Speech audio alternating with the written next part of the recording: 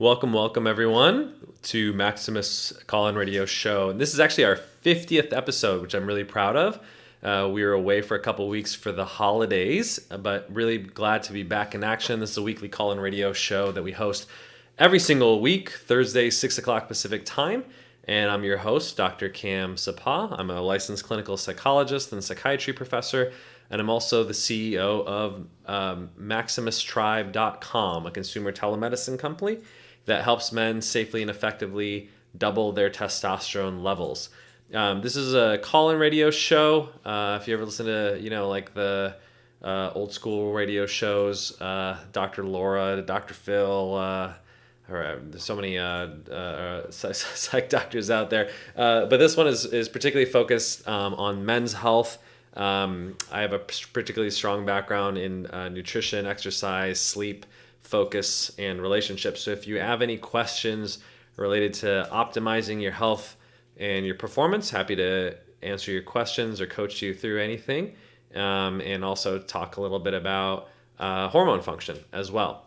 So every show we start out with a weekly unpopular opinion, and I usually dive into some interesting topic or research. So this week's unpopular opinion is that fish oil is a very effective supplement for brain health, but it's not an effective supplement for boosting testosterone. So I wanted to actually share the results of a pretty interesting study that was published pretty recently in November 2020 called Dietary Supplementation with DHA-rich fish oil increases circulating levels of testosterone in overweight and obese men. So this was a study that was done out of actually New South Wales, Australia, in which a nutraceutical research program was looking at whether fish oils, which are high in something you may have heard of, which are omega-3 fatty acids. There's two particular types of omega-3 fatty acids. There is DHA and EPA. Now, typical fish oils that you find on the supplement market usually contain these two components in relatively equal proportions. What you're seeing now on the market are what are these sort of DHA-rich or high DHA-enriched fish oils. They basically like filter the fish oil in a way so that it's higher in either DHA or EPA because these have sort of unique benefits. And depending on why you're taking the fish oil, like a lot of people, for instance, actually take a prescription form of fish oil in order to improve their lipids, you may want more of one or the other.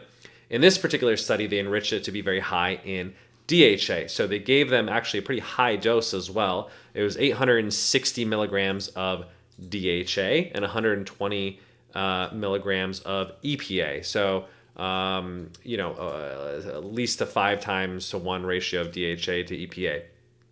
And the comparison group, the control group, was the equal amount of calories, just corn oil. Had them take it for 12 weeks, and then they looked at the different blood markers in terms of what it did for them. Now, here's the interesting finding, and this is why I really think the interpretation of science is really important. If you actually read the headlines or even the abstract of the paper, which is publicly accessible, I actually put it on my Twitter account. You can check it out at Dr. Cam Maximus. It says, and I'll read the last one of the last lines is, DHA-enriched fish oil supplementation increases testosterone levels in overweight and obese men. So you read it and you're like, oh, these scientists says it works. And here's the thing. It does in terms of statistical significance. Statistical significance simply means that there's a greater than 95% probability that this finding is true. Meaning if you ran this study again 100 times, 95% of the time, you'd find the same effect. So I think we can relatively reliably say, and this study was done in 61 people, that the finding is robust, meaning that, like I said, 95% probability that it's true. Now, statistical significance, however, is not the same thing as effect size. Effect size is actually a much more important marker, which is, okay, it's a reliable effect, it's probably true, but does it actually make a difference that's meaningful? And I actually went and looked at the full paper, which most people don't have access to because I'm a clinical professor, and so I have access through my medical school. So I looked at the full effect, and I actually found that the increase in testosterone was 1.95 nanomolars a liter, or if you're more familiar with American units, because we all like to do things differently in the US, it's about a 56 nanogram per deciliter boost. So to give context on what does that actually mean, right? 56 point boost. Most guys have a total testosterone level of somewhere usually in the 400 to 600 range. The lowest end being about 200 to 300, in which you'd be considered actually clinically deficient. And then high levels would be around 1,000, maybe even up to 1,200 if you're a healthy, young, athletic male. So if we just assume the median is about a 500, so that would mean that the folks in this study went from about a 500 to a 556 level, which is essentially an 11% improvement. And as I said, if you're a frequent listener of the show, an 11% improvement in your testosterone levels is not very clinically meaningful, meaning that if you increase your testosterone levels by 11%, you probably wouldn't even notice or feel a difference.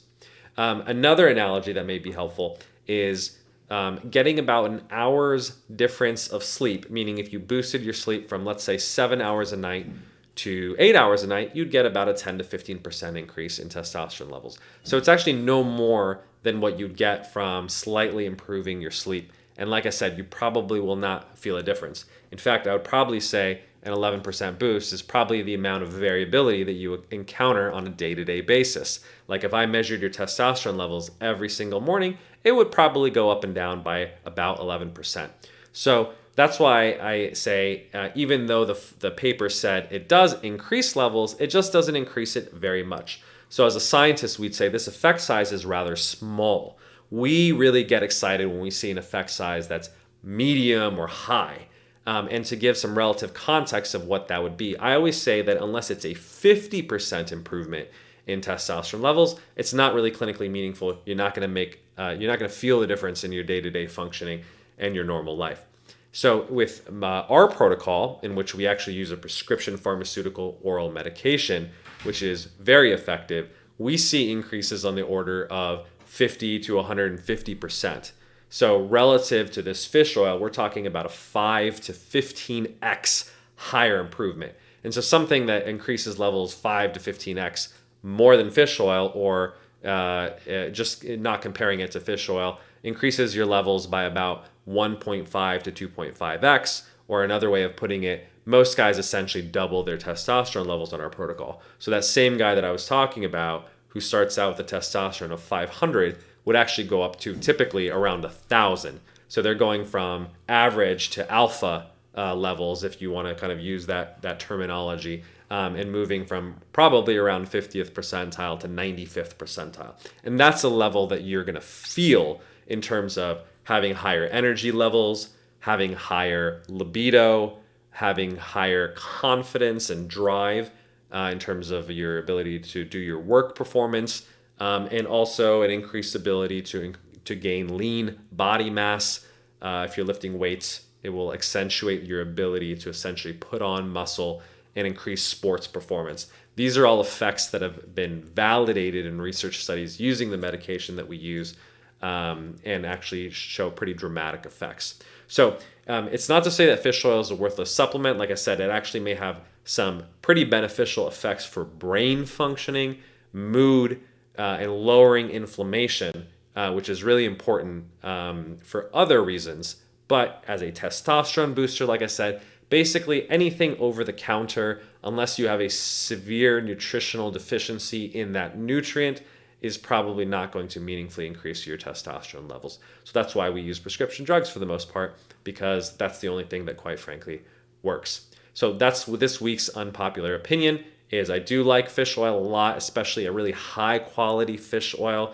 I'll give you an example of one. There's one that recently became available on the market. The brand name is Availom. That's Availom. That actually does have a high DHA version of it. You can buy it through Nootropics Depot. I'm not affiliated with the company, but it's one of the really high quality vendors. They actually test all of their supplements. And that's something that most people who's listening to this should know. Most supplements have terrible quality control. You can essentially never trust that what's on the label is actually in The supplement, it could say 1,000 milligrams, might have 500 because the FDA doesn't really regulate supplements. So it behooves yourself to buy it from trusted brands of supplements. And unfortunately, Amazon in particular is flooded with a bunch of Chinese manufactured no-name brands that do a really good job with the design but really have poor quality assurance. The particular brands that I like and recommend, I would say in the top tier are Thorne, Designs for Health, Pure Encapsulations, Integrative Therapeutics, any brand that essentially sells directly to doctors like myself or other allied healthcare professionals tend to be really good quality because people like us are quite discerning in terms of what we recommend to our patients. Other good brands I would say are Jarrow, Now brand, Doctor's Best. I would put in sort of that like second tier category. And then I really wouldn't trust anything else. But I would say Nootropics Depot as a vendor, because they essentially white label their own supplements and they do their own testing. The CEO's pretty public like I am in terms of how they test everything. They have in-house analytics. It's a good quality stuff. So Avalome, and there's a couple other sort of trademark brands of fish oil. I actually like a kind that's called Pro Resolving Mediators. It's a particular kind that's filtered to have more of what are these PRMs that reduce inflammation. That's the kind that I actually personally take for brain health and lowering inflammation. But like I said, it's not going to change your testosterone levels. So with that said, why don't we actually get to questions? If you have any questions, feel free to raise your hand on Clubhouse. I'll bring you to the audience and you can ask your question. If you are on Instagram, you can feel free to type your question or we can dual stream. And if you're on Discord, you can just chime in and I'll have you join the audience that way.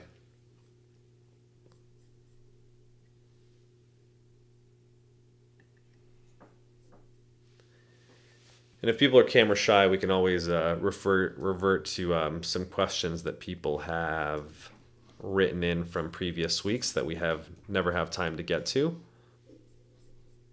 Victor, can you actually send me that on Discord, and maybe we can go through some of those?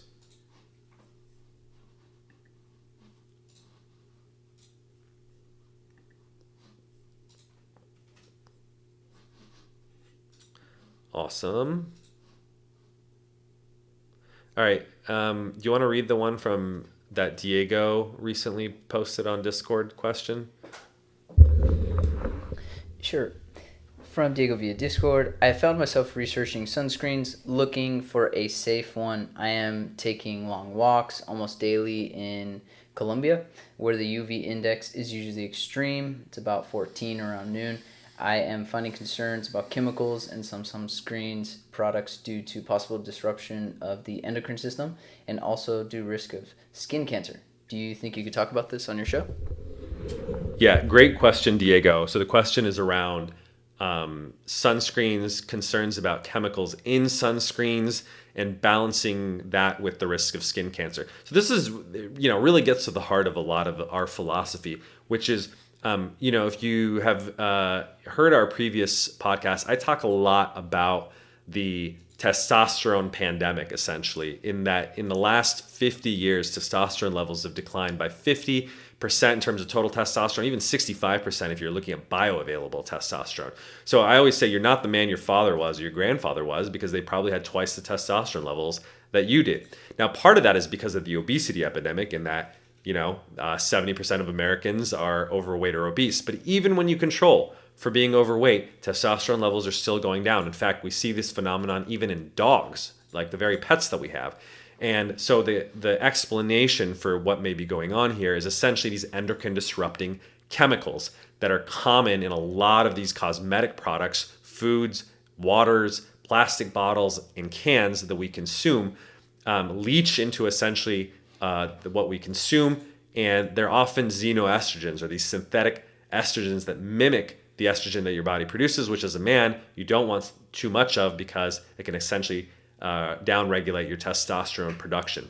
So unfortunately, sunscreens are a particularly bad example of this, because they do contain a lot of chemicals. And in fact, there was kind of a public outcry because Neutrogena, which is a normally pretty trusted brand, I believe. Hopefully I'm not getting this wrong and bad mouthing them, but I believe it was a sunscreen brand, and it had a cancer-causing chemical that was found to be high in it, and they actually pulled it off the shelves. And so it's unfortunate because it obviously creates distrust in the public. You're using this sunscreen, nominally to protect yourself from cancer, and then it's actually ironically containing a cancer-causing ingredient in it. So what is a person to do, right? There's a lot of Twitter bros, if I may, who are anti-sunscreen now as a result of all these cancer-causing chemicals. But I think I take a much more nuanced view, because every drug, supplement, or cosmetic that you use, you have to look at the cost benefit of it.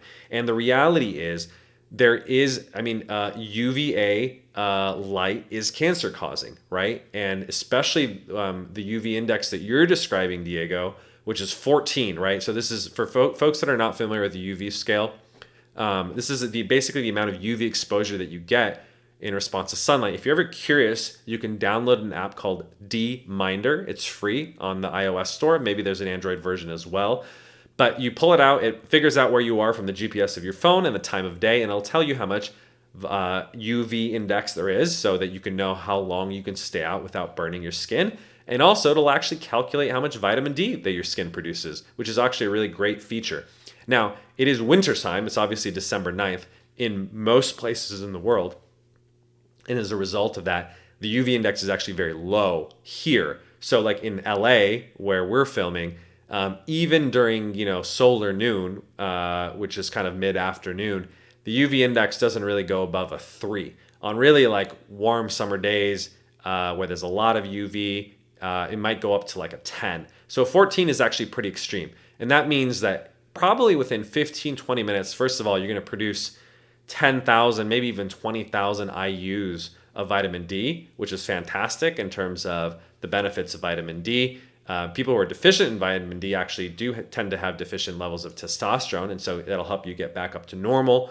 It's really important for your immunity. It's really important for your heart and bone health, and it actually lowers your blood pressure as well when you naturally produce vitamin D through the skin.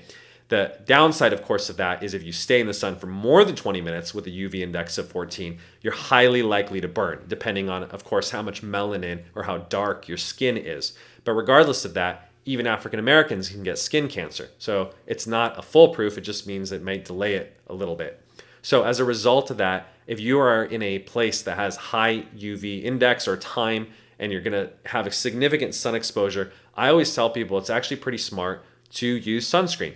The main measure is essentially, the question is, don't ever burn, right? If your skin is becoming red, it's peeling, it's blistering, if it's doing any of those things, you're getting too much sun, it's damaging your skin, and basically, especially with every single sunburn, literally every single one that you get, you increase your skin cancer risk. So you should never, ever burn your skin, right? And that may mean many things. It could mean using sunscreen. It could mean obviously getting out of the sun, making sure that you're in enough shade, using hats, umbrellas, gloves, whatever it is that you need to use. Physical barriers are really great and underestimated. I actually think the East Asians are really ahead of Americans in terms of using things like gloves and hats and visors and umbrellas and things like that, because they, for cosmetic reasons, don't like dark skin. They like to stay white because they think it's really beautiful, which is ironic because in the US, being tan is associated with wealth and beauty. But since they have different sort of aesthetic preferences, they actually use a lot of physical blockers in order to reduce, UV exposure and the skin cancer. So that's step number one. I always say, like, look, if you wear thick, t-shirt, hat, it'll significantly block or at least reduce the amount of sun exposure that you're getting. And that's obviously, for the most part, chemical free, although, make sure that you're using natural fibers. Like cotton is always better than wearing synthetic stuff, because the synthetic stuff actually ironically leaches endocrine disrupting chemicals. So that's first and foremost. However, in particular, I do think it's very helpful to wear sunscreen on your face and neck.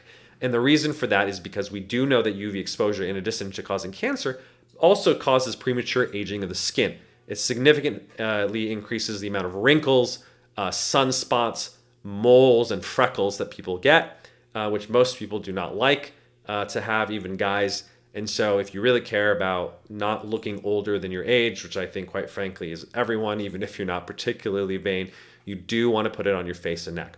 Now that being said, there are two different types of sunscreen. There are what are called chemical sunscreens, which typically use different chemical compounds that have both UVA and UVB blocking ingredients. And then there are what are called physical sunscreens, which literally block the rays of light from hitting your skin. There are two types of physical sunscreen in particular. One is they're essentially made out of metals, which are elemental metals, which are zinc and titanium. And so you'll see a lot of so-called natural sunscreens that use zinc. And, if you're a child of the 80s and 90s, you probably remember zinc sunscreens. Some of them were colored. And so people put like white sunscreen on their nose. You may have seen, there's a meme of Mark Zuckerberg, messing around on a hydrofoil in which his entire face is white because he was applying a zinc-based sunscreen. In actually a lot of countries, when I visited Costa Rica, for instance, all the surfers and even surf instructors, they just like put it on their face and wear it with a badge of pride that they look all, white, white-faced and weird, but they'd rather do that than burn their face. Now, there are new formulations of zinc-based sunscreen that add other chemicals that essentially help it kind of blend in with the skin. Because that's the catch-22 of zinc. Zinc is essentially a white powder. And so no matter what you mix it with, aloe vera or any other oil, it's going to have that white matte look on your face. Now, when you add these other chemicals, they can blend in. And I actually think Korean sunscreens in particular, they use a different rating system. So it's not SPF, but they use what's called the PA system, which is the number of pluses after the PA. So a PA plus, plus, plus, plus, or 4 pluses would be considered like a high SPF, like a 50 plus sunscreen.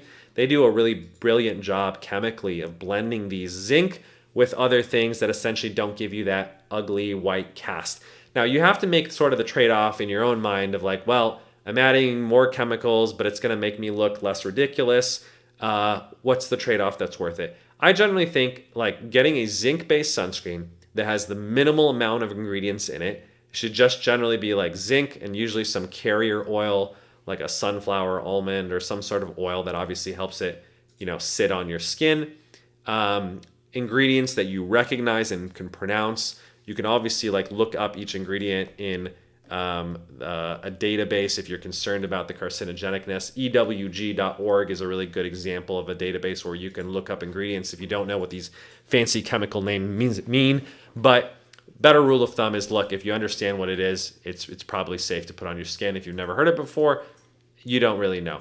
So minimal number of ingredients, easy to pronounce, easy to understand ingredients are really great. And I do recommend that you put it on especially your face and neck. And if you do burn on your body, apply it there too. A lot of people in particular actually get skin cancer on the back of their hands because your hands are basically almost always exposed, right? Even if you're wearing long sleeve shirts, you do get that exposure. So I actually do recommend sometimes folks put it on their back of their hands. And women in particular are more often concerned about the aesthetics of their hands. They don't want sort of old grandma hands.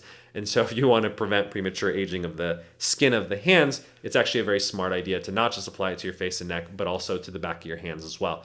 I actually had a mountain climbing instructor who's an ex-military Marine special ops guy, and he would either wear gloves or apply sunscreen to the back of the hands. That's actually where I learned that tip from. And so even if you're a guy, you can benefit from it as well. Maybe less for aesthetic reasons, but for health reasons as well. So thank you, Diego, for that question. I do recommend sunscreen, but you want to balance that. Just one last thing I say with it is great to get natural vitamin D production from the sun. And so you do want some exposed areas of your body. Like one thing that I'll do in LA in the summer is I'll put sunscreen on my face, neck, and hands. But essentially we'll walk around shirtless on the beach. I use the D-Minder app to make sure I'm not getting too much UVA and I'm not burning. So, and like I said, in the summertime, all I need to be out there is for 20 minutes. I put my shirt right back on and I'm like, great, I got my vitamin D dose for the day. I'm feeling good, getting nice and tan without burning. So you want to make sure that you're not overdoing it. And like I said, any burning is going to increase your skin cancer risk. And using an app is a really smart way of making sure that you don't overdo it, because most people they're lying on the beach, you fall asleep, taking a nap, and the next thing you know, you're waking up and you're really red and hurting. So it's much smarter to use technology to help you, because you can't sort of know until it's too late whether you've burned or not. All right, with that question answered, does anyone want to come up on Clubhouse and ask any questions? Otherwise, we can keep rolling through to user submitted questions.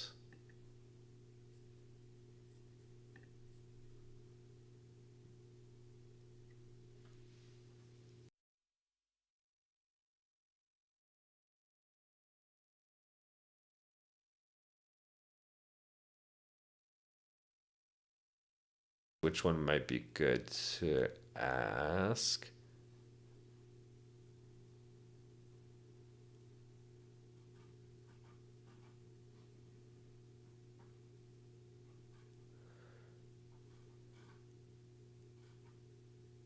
Did we answer these ones, Victor, about IQ and growing a thicker skin before? No. All right, why don't we ask this? Why don't you ask Ryan's question about IQ?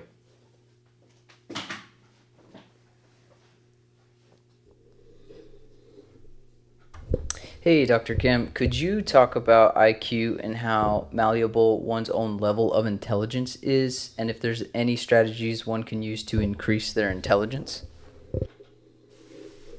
Yeah, it's a really great question. So, when you ask a psychologist about intelligence, we're very particular about what that means. So we're specifically referring to IQ, or what's called sort of crystallized intelligence. So this is a trait that's actually quite stable. You can measure it with evidence-based IQ tests, and it actually has a pretty reliable, what's called test-retest reliability, meaning that if I gave you an IQ test of when you were a kid and I tested you even 25 years later, the correlation would actually be pretty stable, pretty good over time, meaning that it's kind of a quality that doesn't really change. Now, what determines IQ? Partly it is heavily genetic. If you are fortunate enough to be descended from high IQ parents, you have a much higher likelihood of having higher IQ. There is some, natural variability in IQ.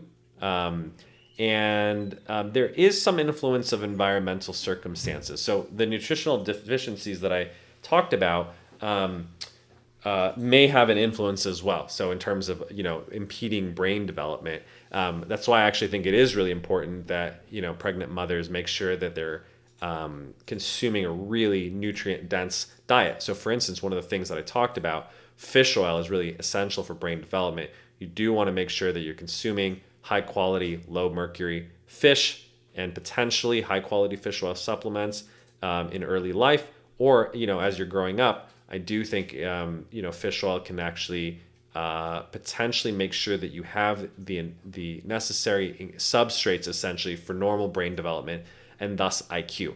Now, as an adult, once your sort of like brain is like for the most part developed, even as plastic and modifiable as it is, fish oil supplements probably not going to boost your IQ.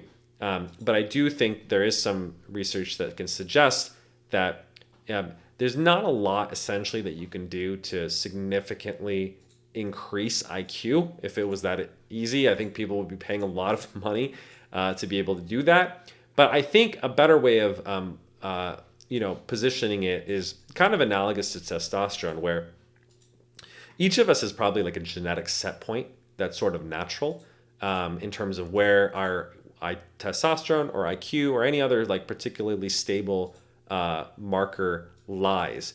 But there are things that impede it, just like I was talking about how these endocrine disrupting chemicals essentially lower our the genetic potential for you to reach your testosterone. There are other things that lower our genetic potential to achieve maybe not our IQ, but the expression of the IQ, right? And what I mean by that is like your kind of fluid intelligence, your ability to perform tasks, your ability to do your job, quickly, to have a good short-term kind of working memory. These are all aspects or components ability to do calculations in your head.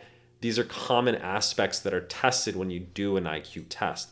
And so there are certainly things that I think are really important for cognitive performance in general. The number one is absolutely sleep. Sleep deprivation is absolutely an epidemic in our country and our world, especially in a highly caffeinated and way too much light and blue light kind of modern world that we live in. As a result of that, people are chronically sleep deprived, and there's a very clear association between sleep and cognitive performance, where even if, let's say, you're a high IQ individual, if you have impaired sleep performance, ask any new mom or dad how they feel in terms of their ability to focus on very little sleep, no matter how smart or focused they normally are. We just can't kind of perform at least our normal levels or our genetic potential when we're significantly sleep deprived. So the recommendation that I always give is try to target 7 to 9 hours of sleep a night, 7 at the very minimum, closer to 8 or 9 if you're doing a lot of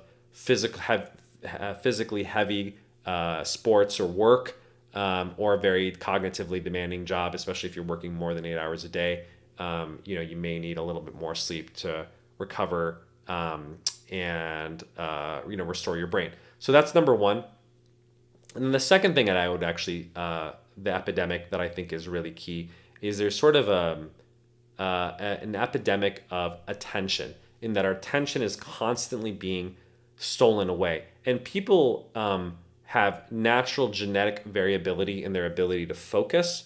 ADHD is a classic example of that, where they have a great ability to hyper focus on things that they enjoy, right? So things that are naturally stimulating in terms of their anticipation or excitement towards, stimulate their dopamine.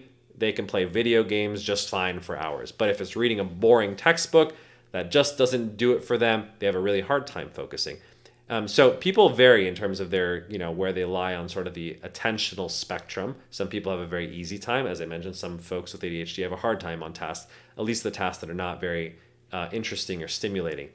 Now, that's the case in general, but I think in 2021, given the incredible amount of bombardment from media, social media, that's constantly stealing your attention with notifications, etc., if you actually have an iPhone, I highly encourage you to look at your screen time. You can go into the settings of your phone, and the data is actually like so surprising. For when I talk about this with my clients in my private practice, most people pick up their phone at least 50, if not 100 plus times a day, right? Now, if I asked you how many times do you think you pull it out of your pocket or your purse, you probably wouldn't guess that much, but that's the reality of how often we're constantly checking our phones. I'm pretty sure if someone from a different time period, a different planet came and looked at human beings, they'd be like, they all have OCD. They have these devices in their phone that they check, like 100 times a day. Now, if you think about it, someone who has true OCD, right? Checking a doorknob 20 times before they leave because they're not sure if it's locked. It looks kind of crazy, so to speak, to someone who does not have OCD. But we almost have like a pseudo form of OCD in terms of constantly checking our phones all the time. Now, what does that do is, ironically, it makes us not just look OCD, but it makes us look very ADHD, in that I think a lot of us have almost like a pseudo ADHD. I don't like using that term because it's not to denigrate the actual clinical diagnosis, but it really causes a temporary or acute inability to sustain or focus attention because of this constant attentional switching from whatever we should be focusing on to our phones whenever we're lonely, angry, anxious, tired, bored, etc. We try to escape those negative feelings by, obviously looking at our phone, maybe compulsively using Clubhouse, Instagram Live, or Discord for those of you who are listening to it. But at least the good thing about long form radio shows like this is, hopefully I'm sustaining your attention for at least an hour. So what's the antidote for this?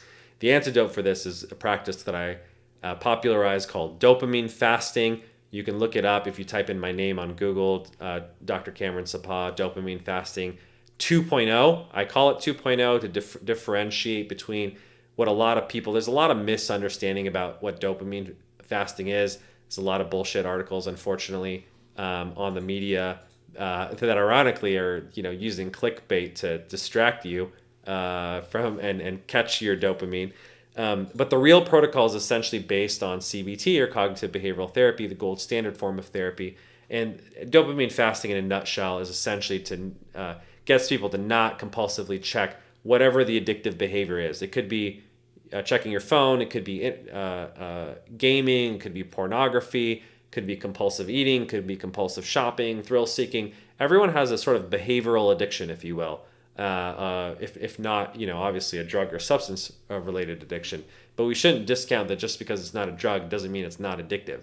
It may not cause physiological withdrawal, but it certainly can cause a lot of problems in your life if you're overusing internet or especially sort of digital technology. So as opposed to using it 24/7, just like sort of intermittent fasting encourages people not to eat 24/7, we should also not be consuming digital stimulation 24/7. So China actually has like instituted this into policy. For instance, adolescents under the age of 18 are not allowed. Literally, the software companies shut off video games from the hours of 10 p.m. to 6 a.m. So it says like, look, at night you can't use this. You're only allowed to use it, I believe, for 2 to 3 hours on weekends and maybe an hour during the day on weekdays. So they really limit the amount of use.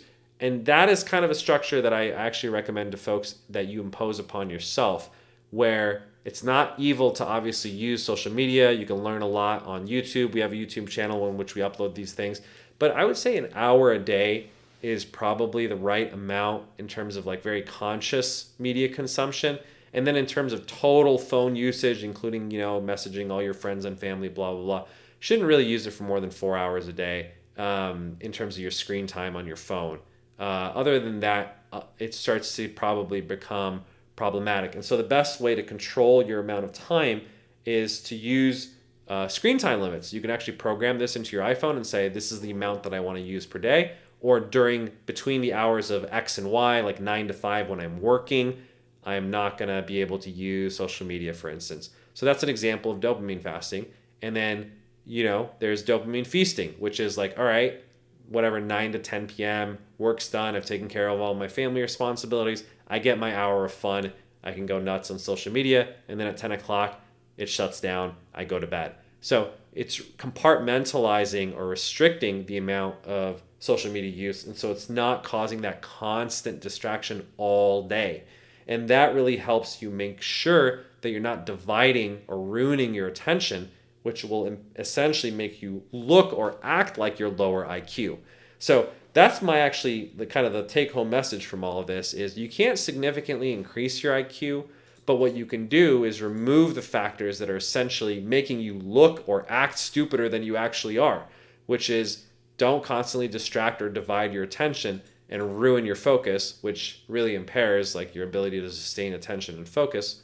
And same thing, sleep deprivation is really just like cognitively impairing essentially. So if you can do those two things, get 7 to 9 hours of sleep and make sure you're dopamine fasting and that you're restricting conscious social media use to probably less than an hour a day, or total phone usage to less than 4 hours a day, and you're doing it at a very circumscribed time and you're not doing it all day or all throughout the day, you will essentially function at the level of IQ that you were born to have in terms of achieving your genetic potential.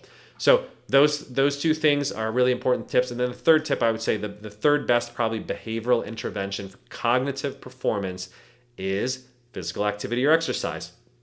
There's numerous studies that particularly show if you want to slow the progression or delay dementia or Alzheimer's, the best intervention is actually exercise, good old exercise. So the typical recommendations that I have for exercise is try to get 7,500 steps or about 75 minutes of walking in a day. That's called sort of low intensity, steady state exercise. You want to do some medium intensity exercise as well, and that should be strength training. Men and women should be doing at least 3 days a week of muscle strengthening activities, ideally lifting weights or using your body weight as resistance if you're doing kind of body weight workouts. And then ideally 1 day a week if you are physically fit enough, you don't have any sort of joint problems or injuries, to do something that's high intensity interval training, running, spinning, basketball, soccer, and they're naturally sort of like interval-based sports, kind of supplements and provides a contrast to the strength training. Those three types of exercise should all be done, like I said, at different frequencies, which are daily, every other day, and once a week.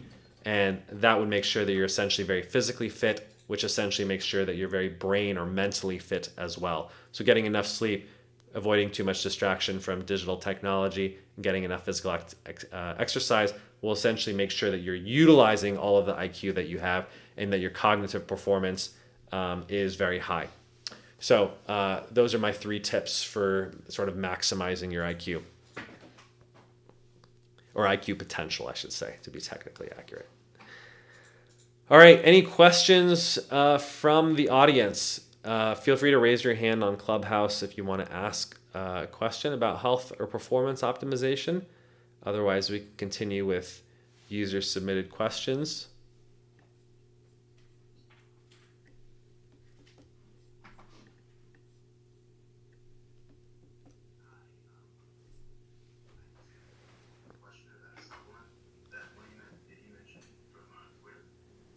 Yeah, do you want to ask about it? Hold on, give me 1 second, because you're are you calling from Discord? Okay, I don't know where this mic is actually coming from, but hold on, give me 1 second while Victor figures out where your sound is coming from. Maybe it's from. Can you shut off the headphones? All right, can you ask your question one more time? I think this will work this time. I noticed in one of the tweets that I actually use Twitter anymore because I deleted it. It was too addictive. But good man. You mentioned oxytocin as a supplement for right. social anxiety. That's right. How would you go about evaluating different services to determine whether or not they're actually legitimate? And would you consider Defy Medical? I'm not sure if you've heard of it before. It might seem a little random, but how would you go about evaluating whether or not that's a legitimate company or not? Yeah, so the question is around oxytocin. So I'll provide a little background for folks that may not be familiar. Oxytocin is commonly known as sort of the love or cuddle hormone. It's called that because it's typically released endogenously, meaning by your own body, in times of sort of affection.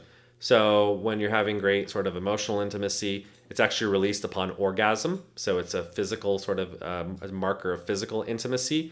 When you hug or engage in physical touch, it's released, and women in particular release it when they are breastfeeding. And so it is associated with sort of positive feelings and pro-sociability, as psychologists would say. And so there's a lot of studies in which oxytocin is used, and they kind of look at the social effects of it, which is kind of what you are talking about. There's a lot of psych studies that essentially like give people oxytocin in intranasal form. So oxytocin is not well absorbed orally in terms of if you take it like, for instance, as a pill or a capsule. It is not this poor bioavailability essentially. So it'll get broken down in the gut and you won't absorb very much of it. As a result, the psych studies essentially provide an intranasal form, meaning it's a little squirt bottle squirted up your nose. And then it's actually, the nose is actually pretty close to the brain. And so if you're trying to get uptake into the brain, it's actually a pretty efficient method of administration, essentially. The downside of intranasal oxytocin is the half-life is very short, meaning it'll only last for about 15 minutes. So if you think about it, if you're trying to use it, for like changing your sort of like the anxiety levels that you have, or trying to be more pro-social in a social situation, 15 minutes is probably not long enough. Ironically, as you can probably imagine where my point is going next, the activity that probably only lasts for 15 minutes is if you administer it right before having sex. That would actually probably work out pretty well. What it does as a sexual enhancer is that it tends to, especially in men, increase the strength of their orgasm. Like I said, it's naturally released when you orgasm, and so when you take it exogenously, meaning from outside of the body, it actually enhances orgasm. Now, there is this third form, which is sublingual. Sublingual or buccal absorption, meaning it's absorbed under your tongue or in your sort of oral cavity. They're typically sold as troches, which are kind of like these gummies, or what are called ODTs, or oral dissolving tablets. And so you just stick it under your tongue, you let it sort of melt or dissolve, and it gets absorbed through your mouth. The benefit of that is it doesn't get broken down by the acidity or enzymes in your gut, and it bypasses liver metabolism, which ruins the sort of like the oral bioavailability of a lot of drugs. I don't know if that's particularly the case with oxytocin, but like I said, it doesn't work orally. There's not a lot of research, interestingly, on sublingual oxytocin because I guess it's a relatively newer form. But I will say that drugs that typically work intranasally have a good potential to work sublingually, and there is actually sublingual oxytocin that's available on the market. Now, it's not a supplement, that's the word that you use. It's actually a prescription drug, so you can't buy it over the counter. There may be some shady websites that are selling it over the counter. I wouldn't particularly trust them because you don't know what you're getting is real or not. As I said, supplement companies have no quality control standards, but oxytocin is a very unstable molecule. It actually should be shipped cold because heat will essentially ruin it. And so if you're buying it from anywhere, any legitimate place that sells legitimate oxytocin should actually cold ship it. It should be with like ice packs and stuff. You need to pick it up immediately. You need to stick it in your fridge. Otherwise, it's sort of a volatile molecule. So I would only recommend that it's actually gotten by a pharmacy and it has to be prescribed by a doctor. It's actually something that we're looking into providing at Maximus. So I would say just be on the lookout. Hopefully pretty soon we'll actually launch our own oxytocin product. It's actually going to be a combination product. I'm not going to give away the formula yet, but it's going to be combined with something else that enhances sexual performance. Oxytocin enhances sexual enjoyment, and the combination is actually pretty synergistic. So yeah, that's why I've been occasionally sort of hinting or mentioning it on Twitter or social media for that purpose. I would say it's very experimental to use it just for like social or anxiety reasons. There's not enough data, I would say, that I would like. If someone came to me and said I had social anxiety, oxytocin is not the first thing that I would point to in terms of like my recommendations. As I said, I think the benefits are mostly for like the sexual benefits of it. There does seem to be some pro-social, very early research in folks who are on the autism spectrum that it may help them as well. But like I said, it's very experimental. And so you can always experiment with it if you've tried like a bunch of other drugs or supplements. Just know that you're kind of wading into unknown territory here, as opposed to a bunch of other compounds that may actually have a greater evidence base. For instance, I've talked about Selexin, which is actually over the counter. It's a lavender extract, and the efficacy, the effect size, as to come for a full circle with this conversation, for general anxiety, not social anxiety, but general and social anxiety are not too far apart. The effect size is like 0.85, 0.86, so a very strong effect size. Very, very efficacious for anxiety. Even better than actually some of the prescription SSRIs, which are the most common prescriptions for anxiety, and doesn't have the addiction and dependence issues that benzodiazepines like Xanax have. So that's actually my standard recommendation for folks who are dealing with anxiety. But if you want to sort of experiment and go beyond sort of the research literature, oxytocin may be sort of particularly interesting. So that's what I have to say about it. Be sort of on the lookout. I would say in the next couple weeks, probably January. How do you spell that? Selexin? Silexan.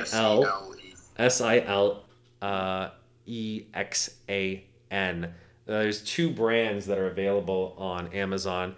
One's called Calm Aid. It's made by Nature's Way.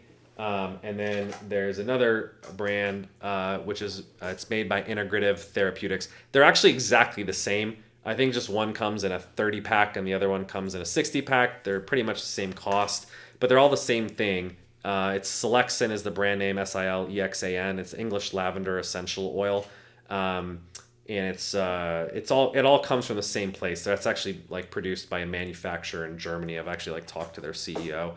There's a lot of good studies on it.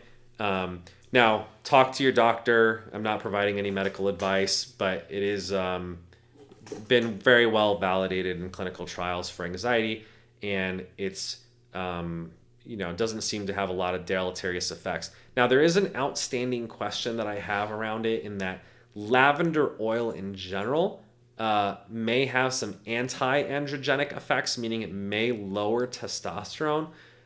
So I don't know. I can't vouch and say that it doesn't, but it does seem to have that mechanism of action. It's unclear if the dosage, which is 80 milligrams in Selexin, has that effect, but this is kind of like the unknown territory that we're walking in. As a result of that, if you're a guy, I would say it's probably fine to use short term. If you're going to use it like every day for the rest of your life, I would actually suggest that you get your testosterone levels checked before taking it and after taking it to make sure that it's not causing a negative hormonal effect. That's certainly what I would do if I was going to take it long term, because it's great to like reduce your anxiety, but you don't want to reduce your testosterone either. Ironically, testosterone itself improves anxiety and depression, so you don't want to like trade off one thing for the other. There's unfortunately like very little literature on this. I know I just found a study that was talking about sort of the negatives of lavender oil. So just be very mindful of that if you're going to use it long term. Giving it probably a 30-day trial is not going to be the end of the world. Like I said, consult with your physician. Make sure there's no contraindications to any medications that you're taking. I'm not aware of any, but you can look it up and consult with your own care provider. But just keep that in mind in testing things.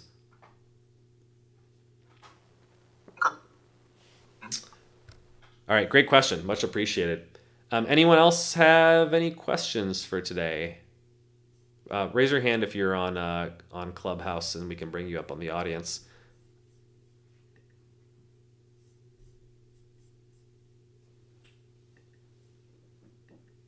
Oh, looks like we got one person. Bring up Glenn. Hey, Glenn. Hi. How you doing? I'm pretty good, thank you. How are you? Excellent. Awesome. So, quick question. What are some foods you would recommend to boost up testosterone? Yeah, great question. Foods don't directly boost testosterone, but they provide the substrates or the foundation for your body to produce its own testosterone, right? So there's a fancy word called steroidogenesis, which if you just break it down, testosterone is an example of a steroid. Most people associate steroids with obviously anabolic androgenic steroids, but Genesis is obviously the production of it, if you know from the book of Genesis. So you want your body to produce its own hormones, and the sort of the earliest part of that chain is cholesterol. So cholesterol, unfortunately, gets a really bad rap because people associate high cholesterol levels with essentially, having metabolic syndrome. And this is the unfortunate confusion that was caused by a lot of public health officials that eating cholesterol, what's called dietary cholesterol, like the cholesterol that you find, for instance, in eggs, causes your blood cholesterol to increase. And that's actually not true. It does seem to increase your LDL, which is a particular type of cholesterol, but there's actually a lot of research showing that doesn't actually matter in terms of cardiovascular health outcomes. And so unless you're looking at small particle LDL or another marker called ApoB, I would not get too distressed about a slight increase in your LDL unless it's like 2 or 3 times normal. The other thing that it increases is HDL, what's the so-called good cholesterol. And that's actually a good thing. It's cardioprotective. And so there's in fact studies that show that people who eat like 10 eggs a day for 30 days, like I said, slightly boost your LDL, boost your HDL, but not to astronomical degrees, and it's actually pretty safe to do. So unfortunately, it's like a terrible thing that public health officials freak people out about eating eggs, like they're gonna just like die of cholesterol if they do that.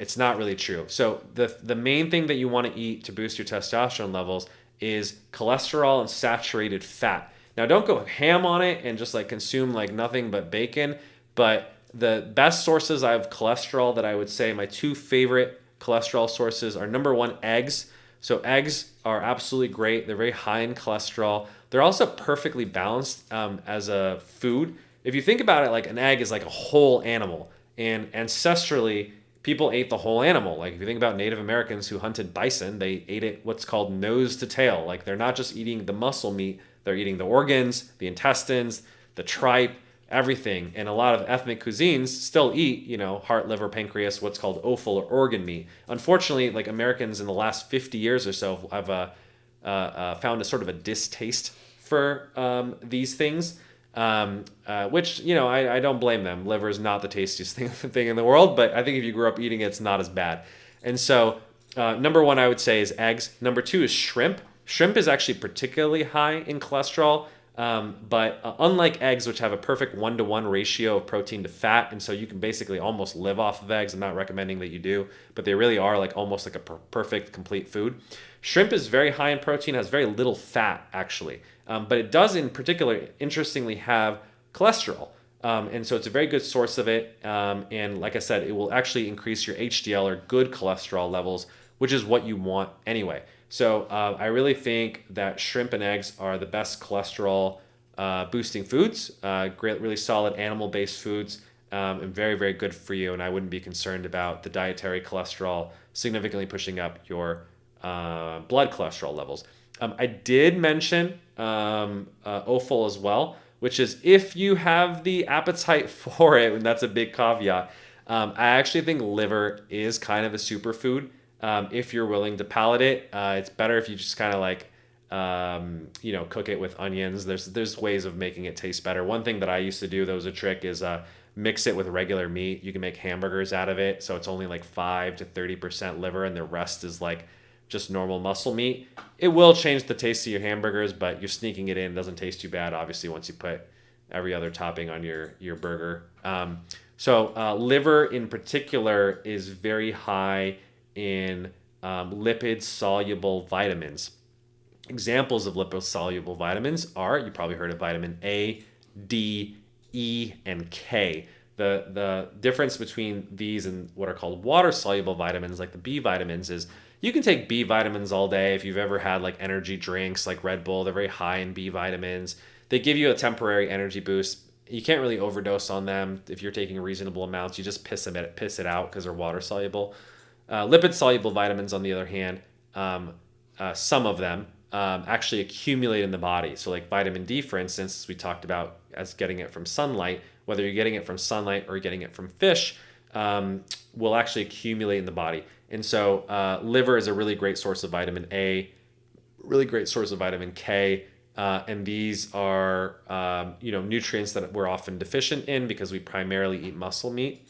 And so if there was the closest thing to a multivitamin in natural form, it would essentially be liver. Like if you, for instance, even look at how wolves or like ancestral folks hunt and eat, they're not eating the muscle meat first. They're often eating the liver first because it's considered the best nutritious part of it, and they might even split it up amongst the tribe. Oftentimes there's so much muscle meat that they just feed it to the dogs. Ironically, what we think is good steak, they think is like the scrap meat. So it's actually an interesting kind of like tells you about sort of the nutritional density and value of organ meat versus muscle meat. That's the other thing I would say. And then the fourth food that I highly recommend is a fatty fish. Fatty fish is very high in the omega-3s that we talked about at the beginning of the show. In fact, for a long time, I wouldn't even supplement with omega-3s because I would just try to get naturally from fish. If you eat sardines, a can of high-quality sardines might even have about 2.3 grams of fish oil, and very high in omega-3s. Now, a lot of people, when they hear sardines, they squirm just like with liver because they're like, oh, it's disgusting.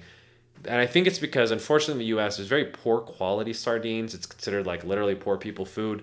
There's literally a Notorious B.I.G. Lyric where he talks about having sardines for dinner when he was poor. So it has that unfortunate stereotype. In reality, if you get like great sardines from Portugal, like Portuguese sardines are the best in the world. Like it's considered a delicacy there. They're better quality. They're canned. And weirdly, in the U.S., they're often boneless and skinless because Americans, like I said, I don't know, they get freaked out about this stuff. But if you get a brand like Wild Planet, that's like my favorite brand that balances sort of cost and quality. Costco sells a 6-pack for $9.99, so it's like $1 and some change for some sardines. Has 20 grams of protein, 2.3 grams of omega-3s, and it does actually have the skin and bones. The bones are actually soft. You don't even notice them. Very high in calcium. And just like I said with eggs, you're eating pretty much the whole animal. They just remove the head and the tail of the fish. And so it is a superfood, sardines. If you don't particularly like the taste, you can mask it. The best way of doing so is buy some really good quality marinara sauce. My favorite brand is Rouse. It's like an Italian marinara sauce that has all organic ingredients. Some of the Portuguese brands will actually, instead of putting it in water or olive oil, put it in marinara sauce so it just comes ready to eat. If it doesn't, I buy like it in olive oil. I drain the olive oil, add some marinara sauce, or guacamole. Guacamole does a really good job of masking the taste of sardines if you don't like it. So just throw some guacamole, or just I'll just bring in a whole avocado, slice it up, mix it up with the sardines, and add some tahini, or add whatever your favorite seasoning is, and it's actually quite delicious. So I would encourage people to give sardines another chance if they don't totally doesn't make them nauseous. But I actually think that they're actually quite delicious and quite nutritious. So to recap, favorite testosterone supporting foods in terms of giving you the body the macro and micronutrients for you to produce your own testosterone: eggs, shrimp, liver, and sardines. Those are my favorite ones. You can also use mackerel. It's a pretty good alternative fatty fish if you don't like the taste of sardines. But those are my top four sort of testosterone boosting foods.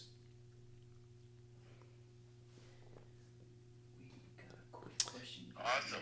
All noted. Thank you so much. Actually, absolutely, my pleasure. We'll do one last question from YouTube. Victor, why don't you read that one? Hey, Dr. Cam. I'm actually 54, and I just had what I would call a fake physical. Wondering if you had any suggestions. The physical only lasted around 5 minutes, and they drew blood. I got decent results from my blood, but I think I need more thorough exam. What do you suggest for a 50-year-old man when it comes to a physical, and what health things they should be aware of? Yeah, it's a good question. Well, first of all, kudos to you for actually like going and trying to get a physical done. Most people don't even bother getting an annual physical exam. I actually encourage everyone who's listening to this call, if you have health insurance, and it really sucks that we live in a country that's not standard of care, where we actually act like a third world country when it comes to healthcare. But if you do have the blessing of having health insurance, or you can pay for it out of pocket, it's just a really good idea for safety and peace of mind to, number one, get an annual physical. Two, it establishes a relationship with your doctor, which I think is important because, you want to have a relationship if you actually do run into a problem and you need something. They know who you are, they know your face, they can trust you, and vice versa. You know who to reach out to. So I think it's important for that reason. And I do think it's just like an important annual check. It's great to actually do a blood test. I'm glad you actually got that done. Most of the time, people do not get a blood test when they get an annual physical. You can talk to your doctor about what they recommend. I generally recommend a CBC, CMP, comprehensive blood count, comprehensive metabolic panel, getting your hormones checked, getting your lipids checked, just to make sure that everything is in order, and also tell you if you need optimization. So for instance, like in our program, we actually do lab testing. We measure your testosterone levels, your estradiol levels, your estrogen levels, your LH, luteinizing hormone, your SHBG. These are kind of common hormone markers. And then we retest people after 30 days on our protocol to show that it improves. So if you get your hormones levels checked as part of your protocol, you can see if you're obviously deficient and absolutely need testosterone optimization, or if you're just kind of at like maybe average or mediocre levels, but you want to boost because, I don't know, you want to feel like you're 21 again. It's really helpful to know what your starting point is, what your baseline levels is.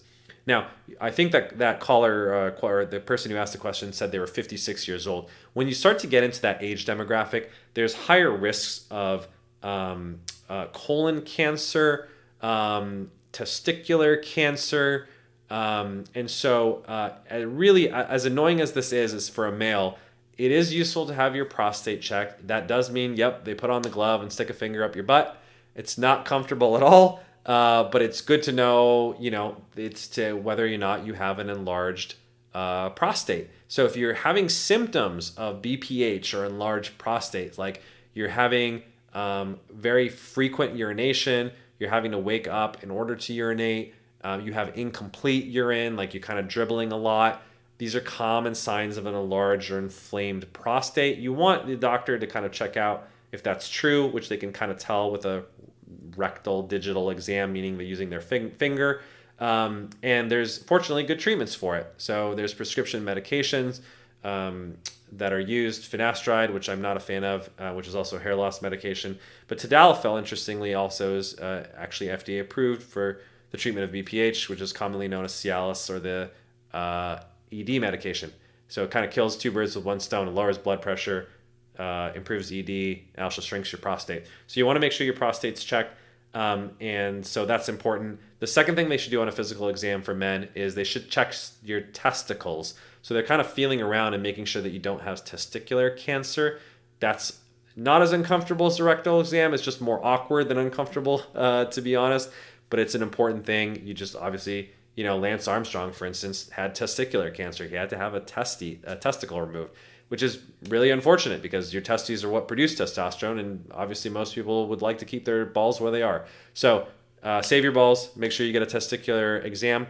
And then the third thing is, above a certain age, I don't know what the latest guidelines are, they do recommend a colonoscopy. They're not going to do that as part of the actual physical, but your primary care physician can make the referral to get a colonoscopy, which you should do after, every couple years when you start to get into that age bracket. So those are the three things that, I would look for as part of the many other things that they do as part of an annual physical, but it's the most physical or hands-on portion, in addition to obviously like checking your breathing, checking your heart, the kind of standard stuff that people do as part of a routine physical. Those are the kind of male specific things that I recommend. And obviously women after a certain age should, get their breasts checked for breast cancer, which you can do. You should actually learn to do yourself manually at home. And then, there's new guidelines for mammography in terms of getting it scanned as well.